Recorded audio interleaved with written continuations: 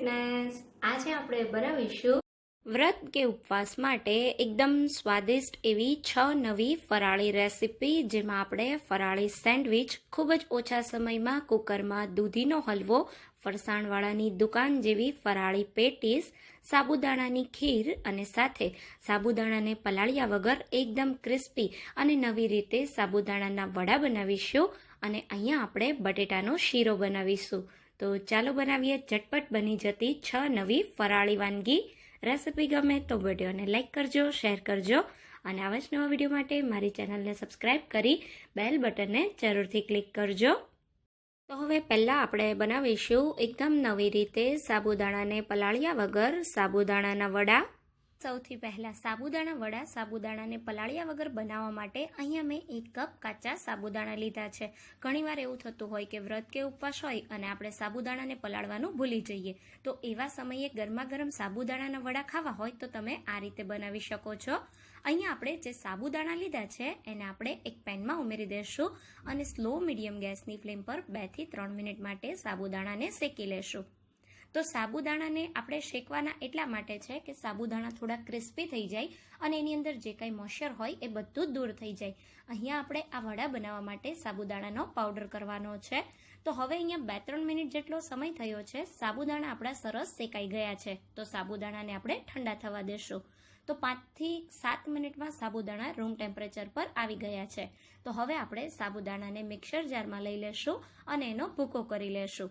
અહીંયા આપણે ખાસ ધ્યાન રાખવાનું છે, આ સાબુદાણાનો ભૂકો આપણે જેવો રવો કે સૂજી હોય એ રીતનો કરકરો કરવાનો છે.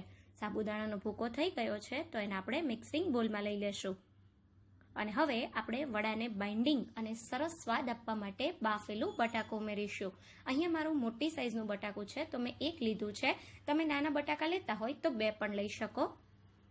તો વડાને સરસ ક્રિસ્પી બનાવવા માટે બટેટાને આપણે આ રીતે છીણીથી છીણીને ઉમેરીશું. તો આ રીતે સરસ મેં બટાકાને છીણી લીધું છે. હવે આમાં આપણે 1/4 કપ જેટલી ઝીણી સમારેલી કોથમીર ઉમેરી દઈએ.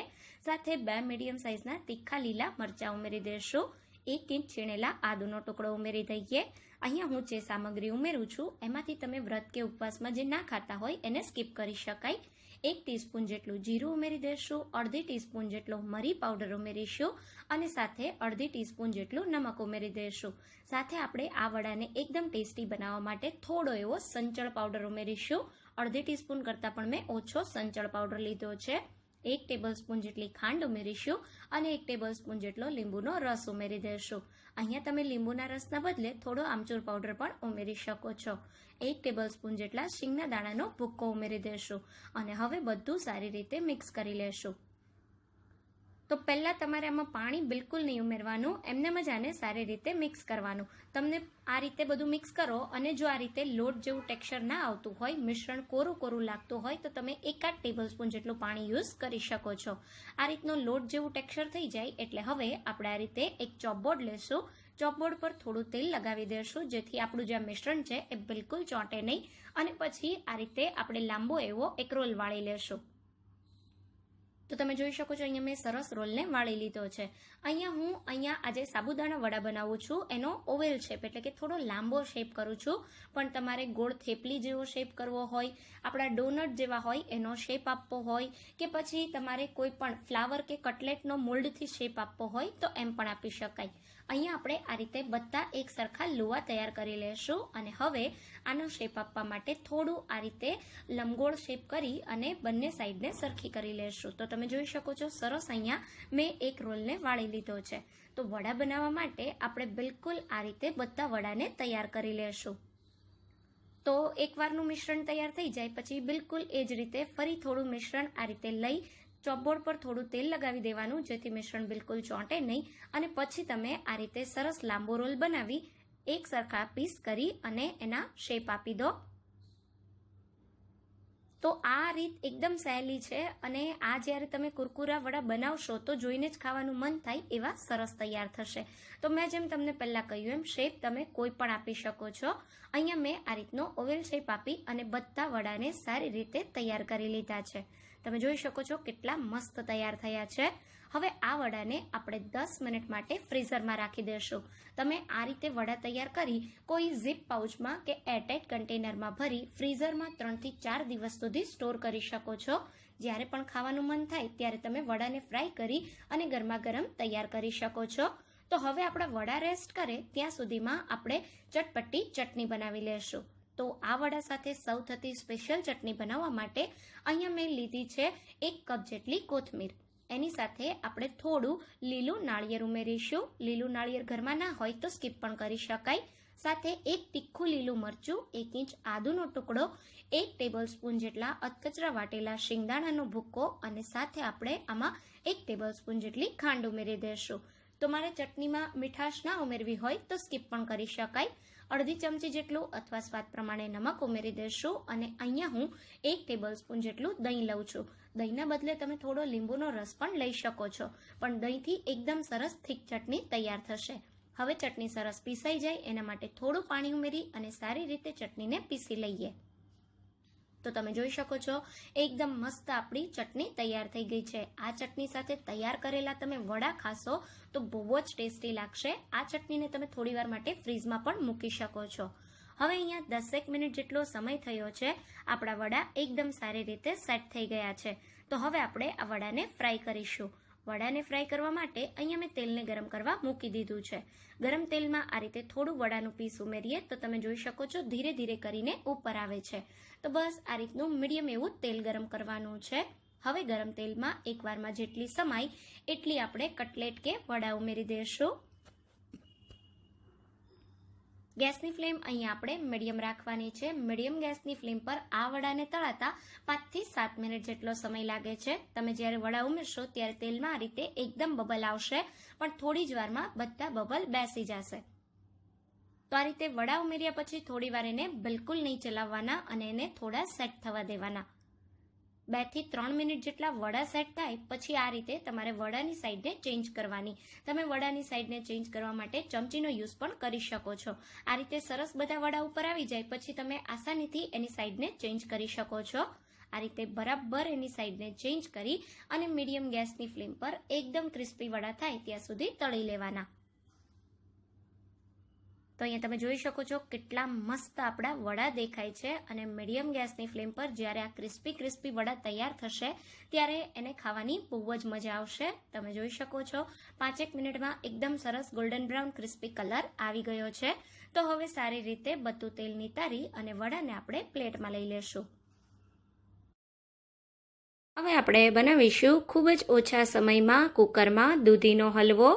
હવે સૌથી પહેલા એકદમ સરસ મીઠાઈવાળાની દુકાન જેવો દૂધીનો હલવો બનાવવા માટે અહીંયા મેં 1 કિલો દૂધી લીધી છે.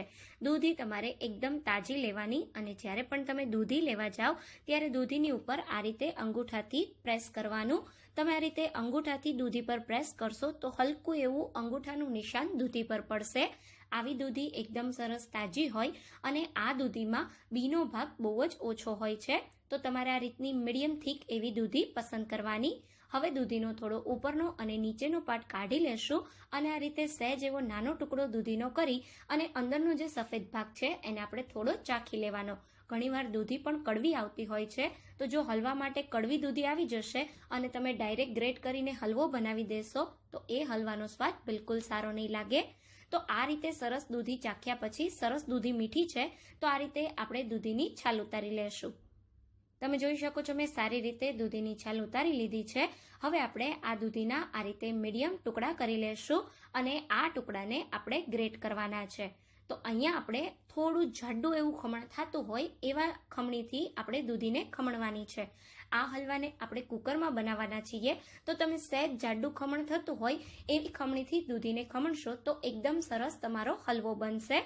હવે અહીંયા આપણે ખાસ ધ્યાન રાખવાનું છે કે દૂધીને ફેરવતા ખમણવાની. દૂધીનો જે વચ્ચેનો સફેદ ભાગ હોય એનો ઉપયોગ આપણે દૂધીના હલવામાં નથી કરવાનો, કેમ કે એ ભાગમાં બહુ જ પ્રમાણમાં પાણી હોય છે અને એ પાણીના કારણે આપણો દૂધીનો હલવો સારો નથી બનતો. તો આ રીતે દૂધીને ફેરવતા આપણે સરસ ખમણી લેશું. તો તમારે આ પ્રોસેસ થોડી ઝડપથી કરવાની, કેમ કે દૂધીનું છીણ બહુ જ જલ્દી કાળું પડી જતું હોય છે.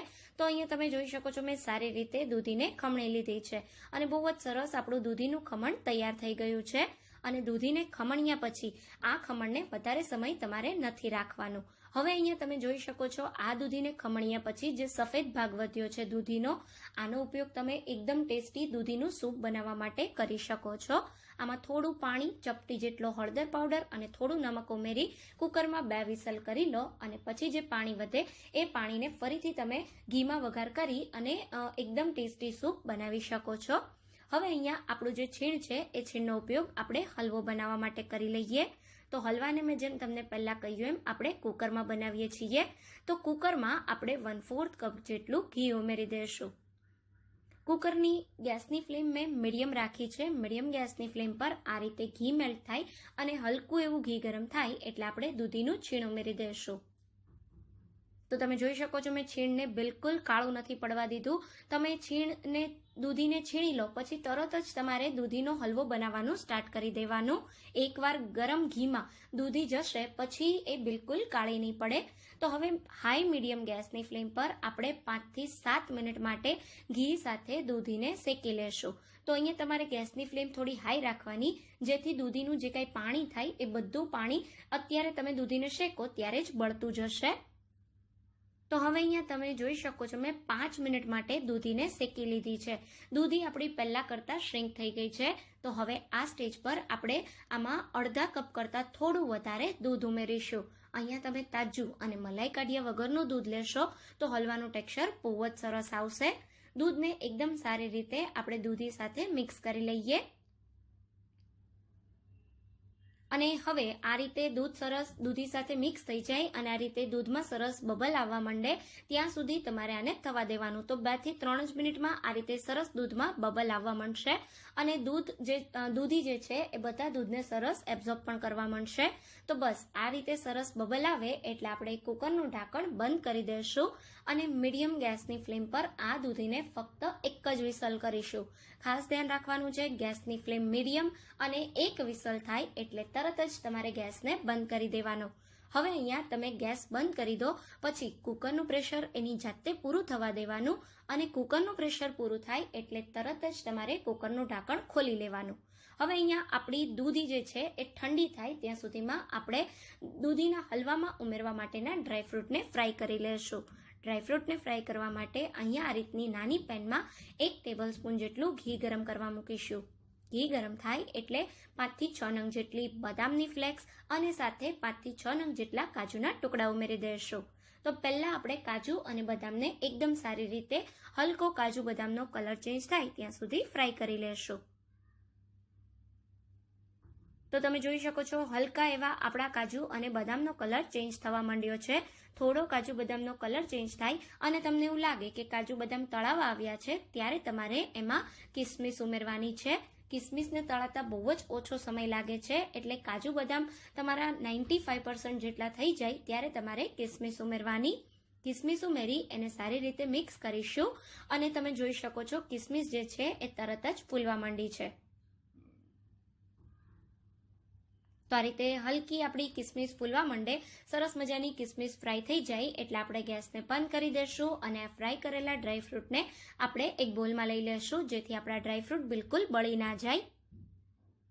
તો આ રીતે ડ્રાયફ્રૂટ્સને મેં આ રીતે બોલમાં લઈ લીધા છે અને ડ્રાયફ્રૂટ તળ્યા ત્યાં સુધીમાં આપણા કુકરનું પ્રેશર પણ પૂરું થઈ ગયું છે. તો દૂધીના હલવાનો કલર એકદમ સરસ લીલો મેન્ટેન રાખવા માટે કુકરનું પ્રેશર પૂરું થાય એટલે તરત જ ઢાંકણને ખોલી લેવાનું. હવે અહીંયા મેં ઢાંકણને ખોલી લીધું છે અને તમે જોઈ શકો છો એકદમ મસ્ત આપણી દૂધી બફાઈ ગઈ છે. આ રીતે થોડી દૂધીને હાથમાં લઈ અને પ્રેસ કરીએ તો તમે જોઈ શકો છો એકદમ દૂધી સોફ્ટ થઈ ગઈ છે. તો બસ આટલી દૂધી સરસ તમારી કૂક થાય એટલે હવે આમાં તમે જોઈ શકો છો થોડું પાણી છે. તો આ પાણીને આપણે હાઈ ગેસની ફ્લેમ પર બાળી લેવાનું છે અને આપણું પાણી બળે એની સાથે જ આપણે આમાં ખાંડ ઉમેરી દઈશું જેથી ખાંડનું પણ સરસ પાણી થાય અને એ પણ સરસ બળી જાય અને આપણો હલવો એકદમ ફટાફટ તૈયાર થઈ જાય. તો અહીંયા મેં અડધા કપ કરતાં ઓછી ખાંડ લીધી છે. તમે ખાંડ તમારા સ્વાદ પ્રમાણે વધારે કે ઓછી લઈ શકો છો. ખાંડને આપણે સારી રીતે દૂધી સાથે મિક્સ કરી લેશું અને હાઈ ગેસની ફ્લેમ પર આ સરસ બળે ત્યાં સુધી થવા દેશું. તો ખાસ તમારે ચમચો ફેરવતા રહેવાનો અને આ રીતે સરસ બધું ખાંડનું પાણી બળી જાય ત્યાં સુધી થવા દેશું. તો અહીંયા તમે જોઈ શકો છો વચ્ચે વચ્ચે ચમચો ફેરવતા લગભગ 5 જ મિનિટ જેટલો સમય થયો છે. બધી ખાંડનું પાણી અને દૂધીનું પાણી એકદમ સારી રીતે બળી ગયું છે અને આ રીતે સરસ આપણને ઘી પણ દેખાવા માંડ્યું છે. તો બસ અહીંયા આપણો હલવો 85% જેટલો થઈ ગયો છે. તો હવે હલવાને એકદમ ક્રીમી અને મીઠાઈવાળાની દુકાન જેવો બનાવવા માટે અહીંયા આપણે અડધા કપ કરતાં ઓછો મિલ્ક પાવડર લેશું. તમે કોઈ પણ કંપનીનો મિલ્ક પાવડર લઈ શકો છો. મિલ્ક પાવડર ટેસ્ટમાં મીઠો હોય છે એટલે મેં ખાંડ થોડી ઓછી ઉમેરી છે. અહીંયા તમારે મિલ્ક પાવડરના બદલે માવો ઉમેરવો હોય તો માવો પણ ઉમેરી શકાય. જો તમે માવો લેતા હોય તો 100 થી 150 ગ્રામ જેટલો માવો એકદમ સારી રીતે છીણીથી છીણી અને ઉમેરી દેવાનો. તો હવે અહીંયા આ રીતે સરસ તમે જોઈ શકો છો મિલ્ક પાવડરને મેં મિક્સ કરી દીધો છે અને એકદમ સરસ આપણો હલવો તમે જોઈ શકો છો બિલકુલ કાળો નથી પડ્યો અને બહુ જ સરસ તૈયાર થઈ ગયો છે. તો આ સ્ટેજ પર આપણે જે તળેલા ડ્રાયફ્રૂટ છે એને ઉમેરી દઈશું.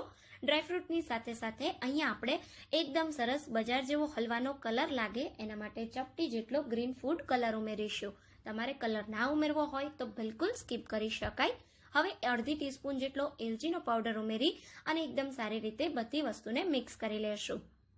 તો તમે જોઈ શકો છો એકદમ સરસ મેં બધું મિક્સ કરી દીધું છે અને બહુ જ સરસ હલવાનો કલર આવી ગયો છે. હવે હલવો બનવા આવે, બિલકુલ કમ્પ્લીટ થવા આવે ત્યારે આમાં 1 ચમચી જેટલું ઘી ઉમેરીશું. લાસ્ટમાં હલવામાં થોડું ઘી ઉમેરશો તો બહુ જ સરસ શાઇનિંગ આવશે અને હલવામાંથી પણ એકદમ સરસ ઘી છૂટું પડવા માંડશે. તો તમે જોઈ શકો છો એકદમ મસ્ત આપણો હલવો તૈયાર થઈ ગયો છે. તો તમે આ હલવાનું ટેક્સચર જોઈ શકો છો એકદમ સરસ મીઠાઈવાળાની દુકાન જેવો લચ્છેદાર હલવો તૈયાર થયો છે.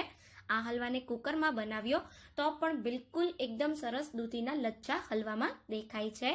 તો ગરમા ગરમ હલવાને આપણે સર્વિંગ બોલમાં લઈ લેશું.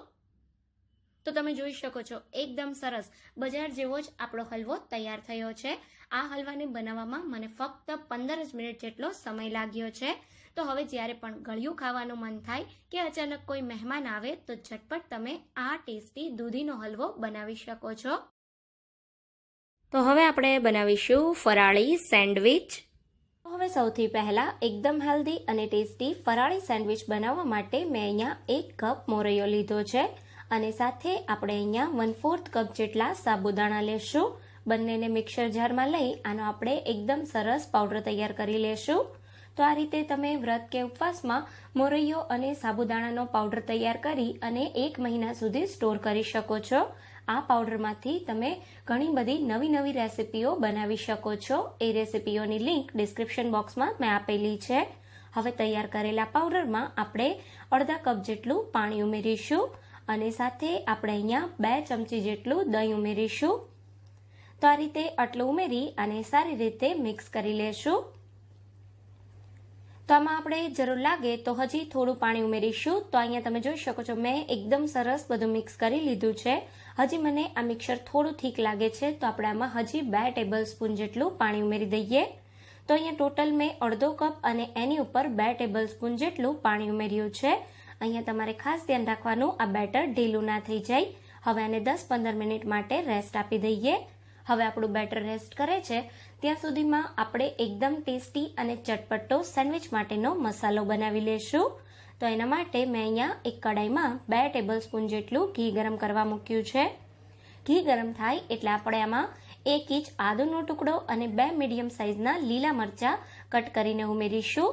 સાથે આપણે 5-6 જેટલા મીઠા લીમડાના પાન, 1 ટેબલ સ્પૂન જેટલા તલ અને એટલું ઉમેરી અને સારી રીતે મિક્સ કરી લેશું. તો અહીંયા થોડા તલ ક્રેકલ થવા માંડે એટલે હવે આપણે આમાં 2 ટેબલ સ્પૂન જેટલા અધકચરા વાટેલા શિંગદાણાનો ભૂકો ઉમેરીશું અને સાથે આપણે આમાં 2 મીડિયમ સાઇઝના મેશ કરેલા બટાકા ઉમેરી દઈએ. તો આ જે મસાલો છે એ ટેસ્ટમાં થોડો ખાટો, મીઠો અને તીખો આપણે બનાવવાનો છે. હવે અહીંયા આપણે સ્વાદ પ્રમાણે ફરાળનું નમક ઉમેરી દઈશું અને સાથે થોડી ઝીણી સમારેલી કોથમીર ઉમેરીશું અહીંયા તમારે કોથમીરની પેસ્ટ ઉમેરી આ મિક્સરને ગ્રીન કલરનું બનાવવું હોય તો એમ પણ બનાવી શકાય. 1 ટેબલસ્પૂન જેટલી ખાંડ અને અડધા લીંબુનો રસ ઉમેરીશું અને હવે આ મસાલાને સારી રીતે મિક્સ કરી લેશું. તો અહીંયા તમે જોઈ શકો છો મેં એકદમ સારી રીતે મસાલાને મિક્સ કરી લીધો છે અને આપણો એકદમ ટેસ્ટી અને ચટપટો સેન્ડવિચનો મસાલો બિલકુલ તૈયાર છે. હવે આપણે આ મસાલાને થોડો ઠંડો થવા દેશું, પછી આપણે આમાંથી સેન્ડવિચ તૈયાર કરીએ. તો અહીંયા લગભગ 10-15 મિનિટ જેટલો સમય થયો છે અને આપણે જે બેટરને રેસ્ટ કરવા મૂક્યું હતું એ સરસ ફૂલી ગયું છે. મોરૈયો એકદમ સરસ ફૂલી ગયો છે. તો બસ અહીંયા આપણે આટલું થીક બેટર રાખવાનું છે. હવે આમાં આપણે સ્વાદ પ્રમાણે નમક ઉમેરી દઈશું. તો 1 ટીસ્પૂન જેટલું મેં અહીંયા નમક લીધું છે. સાથે સેન્ડવિચના એકદમ સારા ટેસ્ટ અને દેખાવ માટે થોડા ચીલી ફ્લેક્સ ઉમેરીશું. તમે વ્રત કે ઉપવાસમાં ચીલી ફ્લેક્સ ના ખાતા હોય તો બિલકુલ સ્કીપ કરી શકાય. અને એકદમ સરસ આપણી સેન્ડવિચ ઇન્સ્ટન્ટ છે તો એને સરસ ફૂલે એના માટે અડધી ટીસ્પૂન જેટલો ઈનો ફ્રૂટ સોલ્ટ ઉમેરીશું અને આને એકદમ સારી રીતે મિક્સ કરી લઈએ. તો તમે જોઈ શકો છો એકદમ સરસ આપણું જે બેટર છે એ ફૂલી ગયું છે અને બિલકુલ પરફેક્ટ કન્સિસ્ટન્સી વાળું સેન્ડવિચનું બેટર તૈયાર થઈ ગયું છે. તો હવે આપણે આમાંથી સેન્ડવિચ બનાવીશું. તો સેન્ડવિચ બનાવવા માટે મેં આ રીતનું જે ગેસ પર સેન્ડવિચ બનાવવાનું ટોસ્ટર હોય એ લીધું છે. એને આપણે એકદમ સારી રીતે ઘીથી ગ્રીસ કરી લેશું.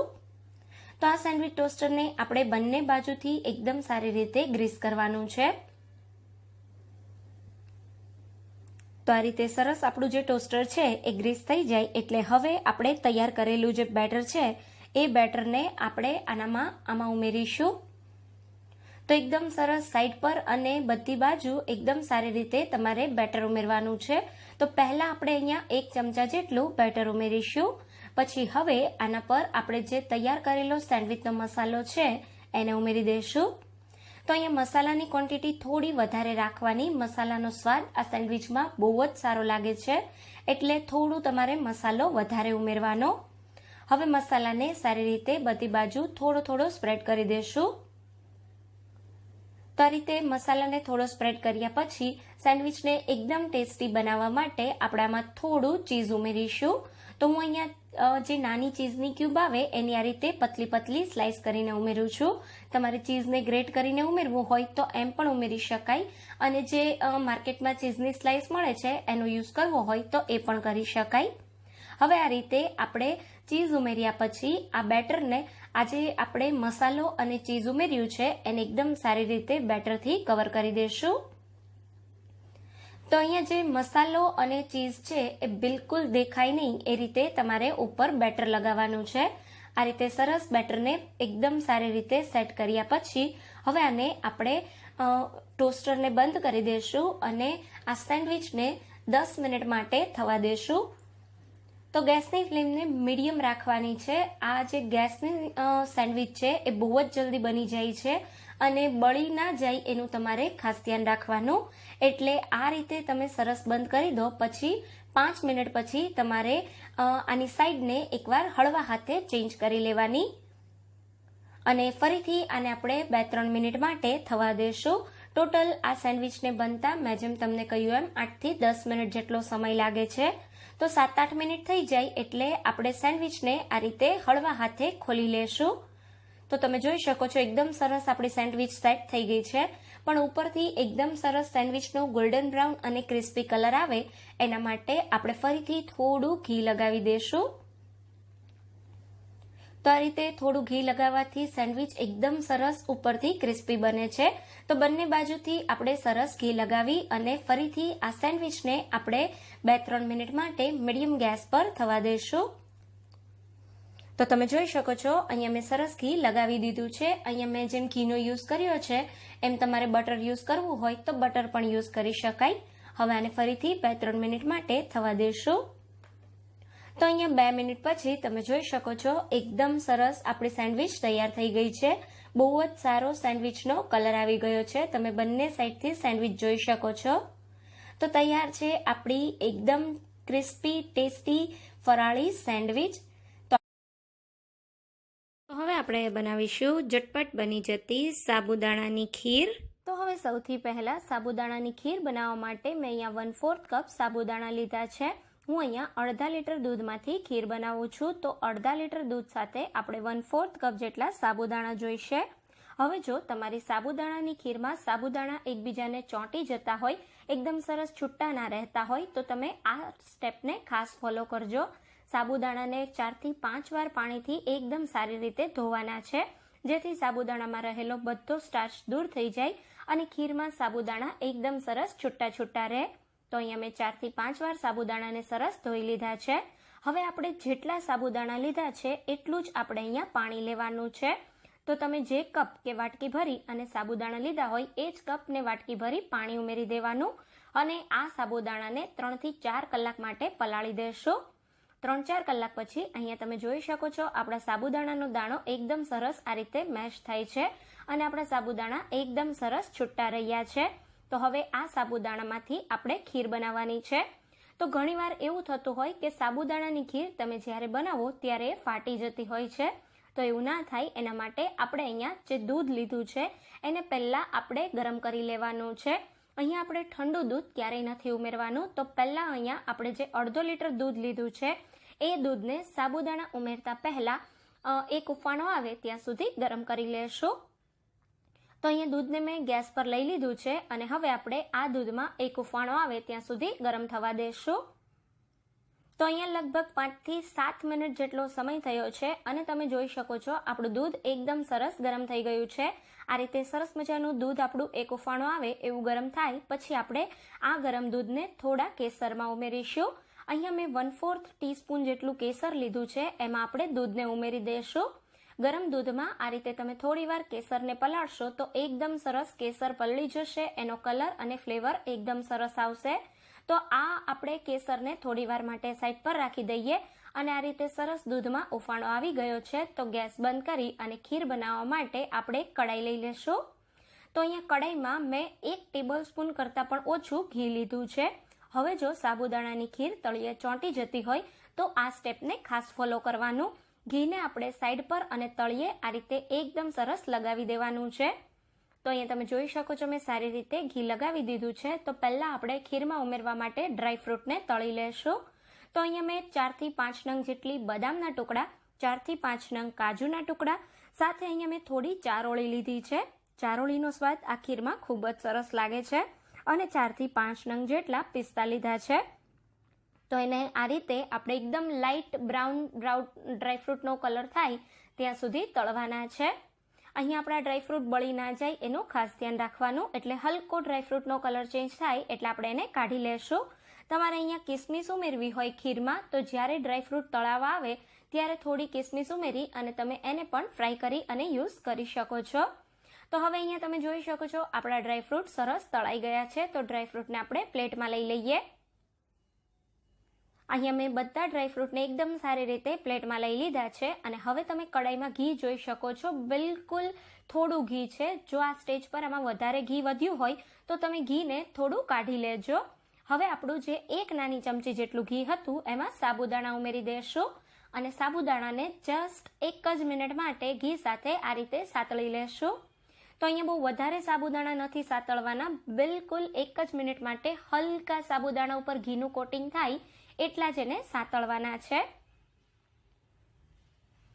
તો તમે આ રીતે થોડા સાબુદાણાને સાતળી લેશો તો તમારી સાબુદાણાની ખીર ક્યારેય નહીં ફાટે અને તળિયે પણ બિલકુલ નહીં ચોંટે. હવે આ રીતે સાબુદાણા થઈ જાય એટલે આપણે આમાં જે ગરમ દૂધ કરીને રાખ્યું છે એને ઉમેરી દેશું. તો આ રીતે આપણે બધું ગરમ દૂધ આ સ્ટેજ પર ઉમેરી દઈએ અને તમે જોઈ શકો છો ગરમ દૂધ સાબુદાણામાં ઉમેરતા જ ઘણા ખરા સાબુદાણા કૂક થઈ અને તરત જ ઉપર આવવા માંડ્યા છે.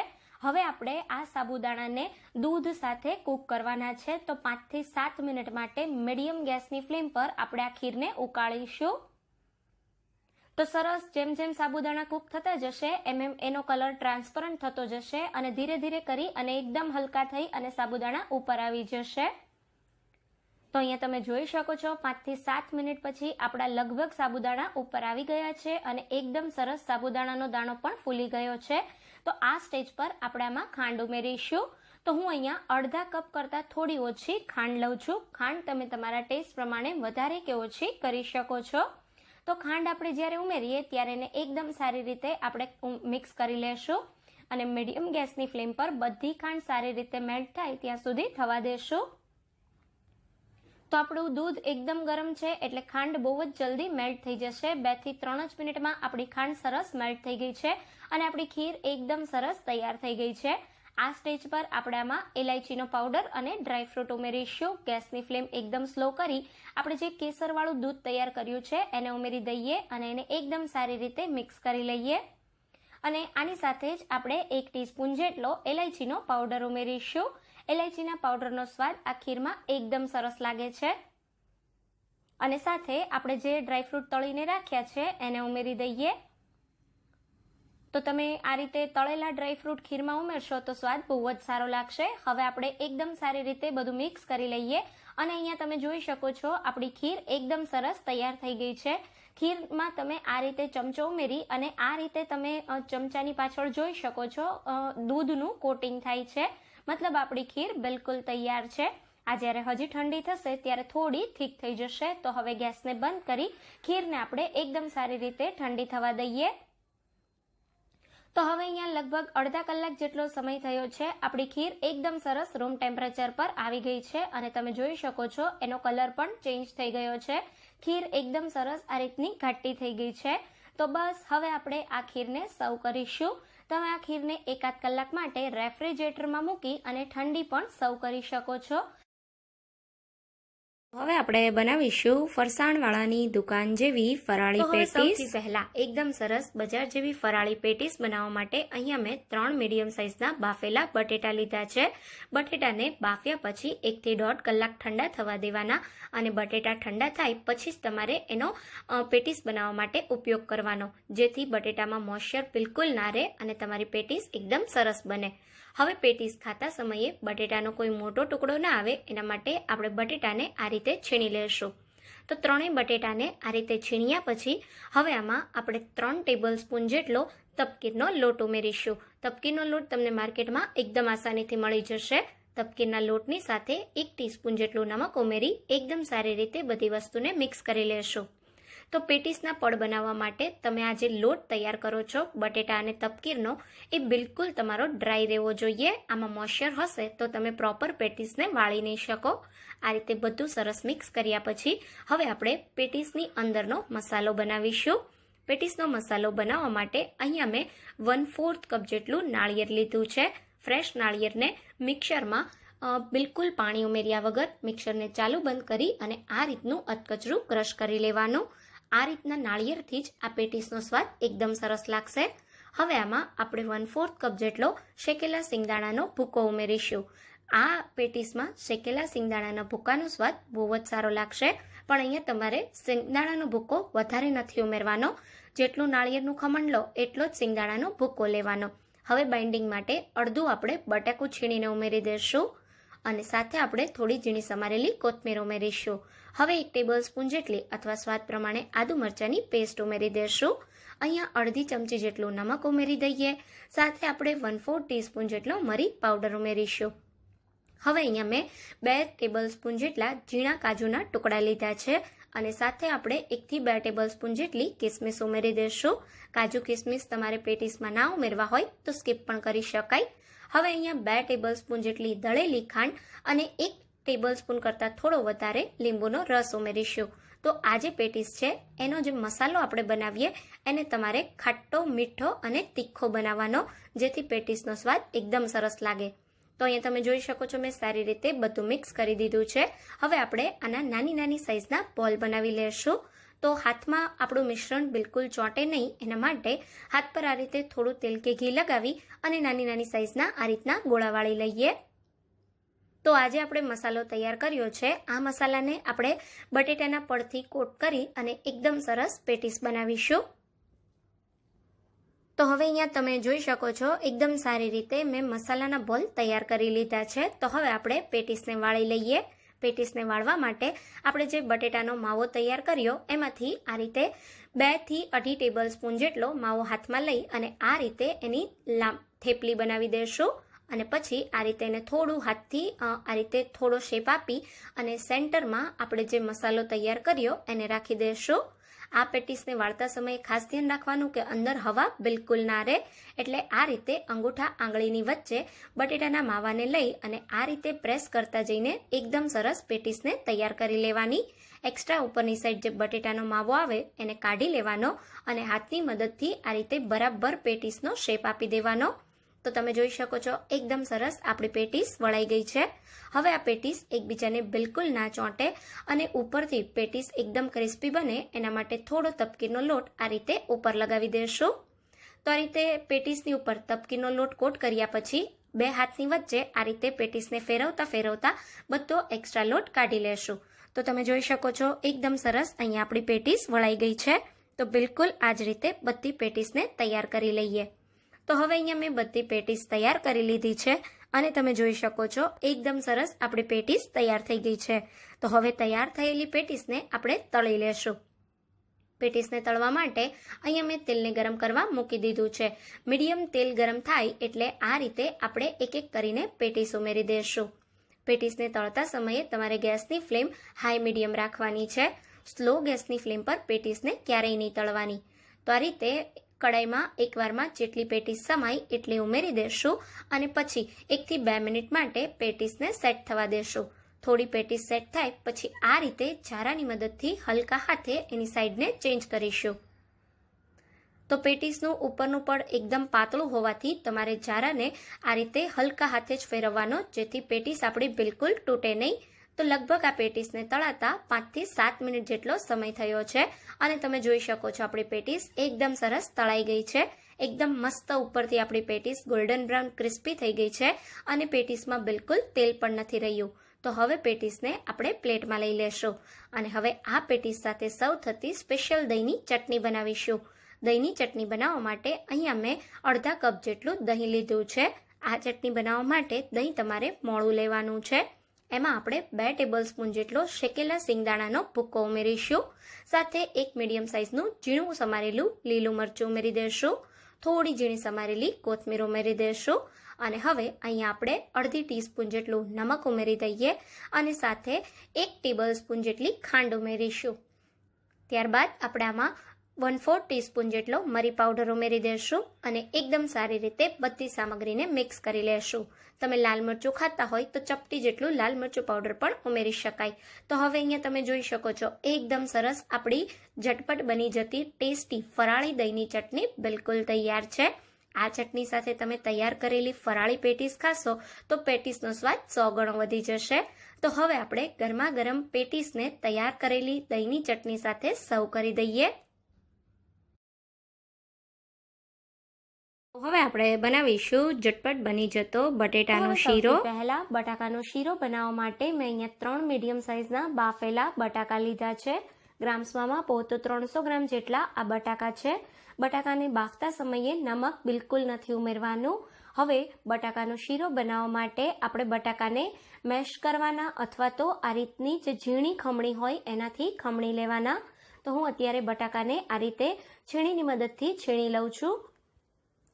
તો આ રીતે બટાકાને છીણી અને પછી એનો તમે શીરો બનાવશો તો શીરાનું ટેક્સચર ખૂબ જ સરસ આવશે.